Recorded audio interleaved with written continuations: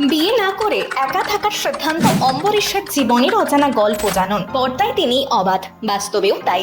নিজেকে কোনো গণ্ডিতে আটকে রাখা তার কম্য নয়। তিনি অম্বরীশ ভট্টাচার্য। তার অভিনয় গুণে সব চরিত্রই জীবন্ত হয়ে ওঠে। তবু এত বছরে নামের পাশ থেকে সরেনি চরিত্রাভিনেতার তকমা। তা নিয়ে যদিও আফসোস নেই অম্বরীশের। ছবির সাফল্য বা ব্যর্থতার দায়ভার কিছুটা হলেও এসে পড়ে মুখ্য চরিত্রে থাকা অভিনেতাদের কাঁধে। সেই সব চিন্তা থেকে নিজেকে মুক্ত রাখতে চান অম্বরীশ। ঠিক সেভাবেই মুক্ত থাকতে চান পর্দার বাইরেও। তাই নাকি বিয়ে করেননি টলিউডের জনপ্রিয় অভিনেতা। অম্বরীশ মনে করেন নায়ক হয়ে ওঠা অনেক ঝুঁকির কাজ, কারণ ছবির সাফল্য বা ব্যর্থতার দায়ভার কিছুটা হলেও এসে পড়ে মুখ্য চরিত্রে থাকা অভিনেতাদের কাঁধে।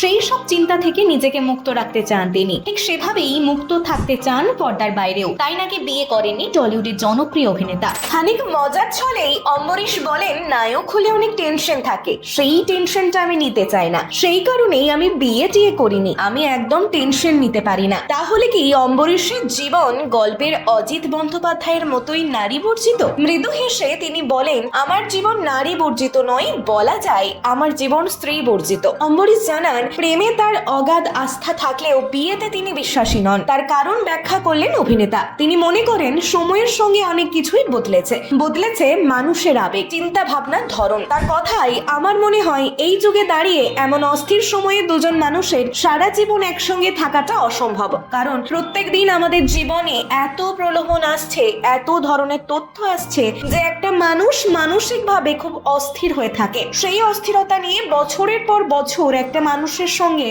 থাকাটা সম্ভব নয়। বিয়েতে বিশ্বাস না থাকলেও প্রেমের প্রতি আস্থা অটুট অম্বরীশের। তার কথায় নারী বান্ধবী আমার অনেক আছে। এই অভিনেতাকে কারা কারা পছন্দ করেন অবশ্যই কমেন্টে জানাতে ভুলবেন।